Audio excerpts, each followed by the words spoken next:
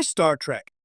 Discovery sadly missed a perfect chance to follow in TNG and DS9's footsteps. When Star Trek Discovery first launched in 2017, it promised to boldly take Star Trek where it had never gone before, both narratively and visually. With a cinematic look, serialized storytelling, and a diverse cast led by Sonequa Martin Green's Michael Burnham, Discovery was positioned as the flagship for a new streaming era of Trek. But as the series approaches its end, one truth becomes undeniable. Despite its ambition, Discovery missed a golden opportunity to follow in the footsteps of the next generation TNG and Deep Space Nine DS9, two shows that not only expanded Star Trek's moral and philosophical reach, but also elevated its world-building, diplomacy, and ensemble storytelling in ways Discovery never quite embraced. Instead of evolving those timeless ideas for a modern audience, Discovery often buried them beneath spectacle and emotional turmoil. And in doing so, it lost the chance to become the kind of Star Trek that doesn't just explore space, but explores us, the heart of Star Trek. Discovery's grand ambition. At its core, Discovery began with one of the most promising setups in modern Trek. It followed Michael Burnham, a human raised by Vulcans, whose mutiny aboard the USS Shenzhou triggered the Klingon War. The concept immediately positioned her as an outlier, a figure torn between logic and emotion, duty and conscience. This was fertile ground for exploring moral complexity in the same spirit as TNG's Picard or DS9's Sisko. Early on, Discovery even seemed poised to tackle deep questions of ethics, identity, and leadership, just like the best episodes of the 90s era Trek. Context is for Kings, Lethe, and Into the Forest I Go all hinted at a show wrestling with how far Starfleet should go to maintain its ideals in wartime. But then, the show pivoted. Rather than letting Burnham and the crew evolve through philosophical or political challenges like their predecessors, Discovery increasingly centered on grand emotional arcs and galaxy-threatening mysteries. The Red Angel, the Burn, the 10C, and a seemingly endless stream of cataclysms that had to be solved in 12 episodes or less. These high-stakes plots came at the expense of the nuanced moral storytelling that made TNG and DS9 timeless. TNG and DS9. The legacy Discovery couldn't match. TNG and DS9 understood something Discovery rarely did.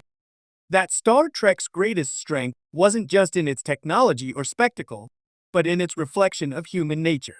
In the next generation, Captain Picard faced dilemmas that tested the very foundation of Starfleet ethics, from the Prime Directive to the moral cost of progress.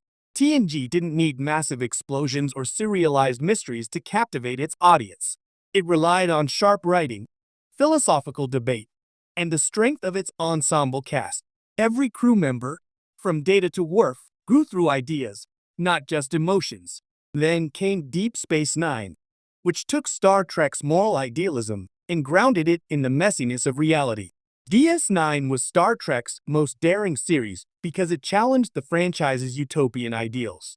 It asked what happens when a Federation officer must compromise principles for the greater good, or when war forces moral grayness into a black and white worldview.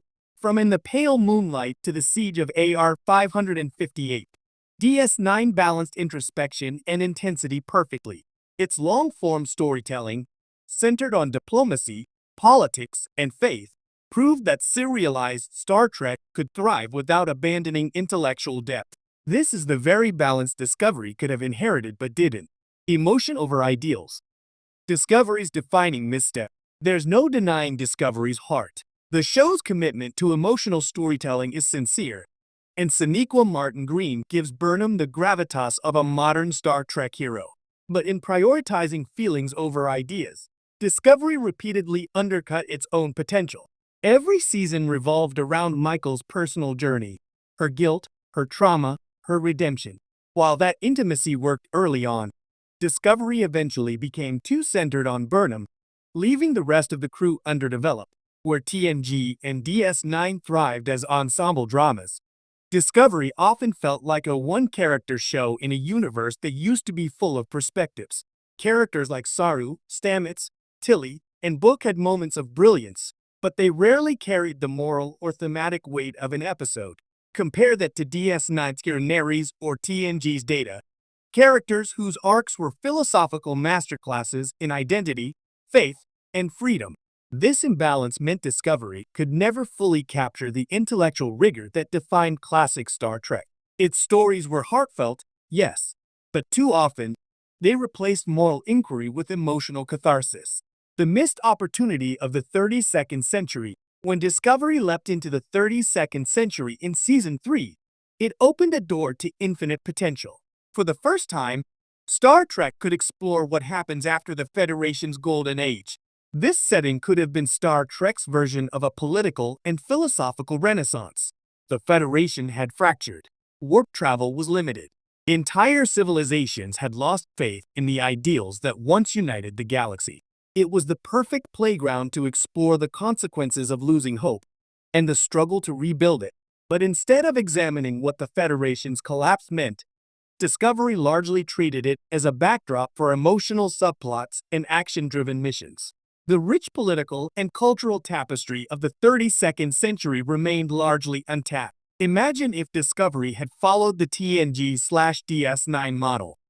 One episode exploring the ethics of rebuilding alliances, another debating artificial intelligence rights, another confronting the cultural trauma of the burn through diplomacy and science.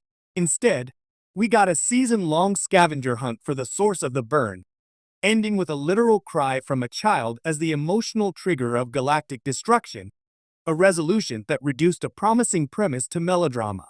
What Discovery could have learned from DS9's slow burn, Deep Space Nine wasn't afraid to take its time.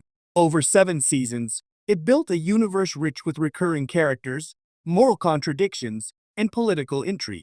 The Dominion War, Byron religion, Cardassian occupation. Each of these arcs developed through years of careful storytelling, allowing audiences to witness ideological evolution in real time. Discovery, by contrast, sprinted through each arc. Major events that should have been multi-season journeys, like rebuilding the Federation or exploring post-burn politics, were resolved in a single batch of episodes. DS9 trusted its audience's patience. Discovery seemed afraid of losing attention. But what DS9 proved was that Star Trek fans don't need constant twists. They crave world-building that rewards their investment. If Discovery had followed that blueprint, it could have become a profound chronicle of Starfleet's rebirth, a story about how hope survives when institutions fall. The ensemble that never was. Perhaps the most defining difference between Discovery and its predecessors lies in how it treated its crew. In TNG and DS9, every crew member had an intellectual and moral identity. Picard's diplomacy balanced Worf's warrior code. Kira's faith clashed with Sisko's pragmatism. Data's search for humanity mirrored Odo's struggle for belonging. Each voice mattered. In Discovery, however, the bridge crew remained largely anonymous for years. Beyond Burnham, Saru, and a handful of others, the show rarely gave its officers internal conflicts or philosophical points of view. The lack of diverse ideological perspectives meant that discussions, the lifeblood of classic Star Trek,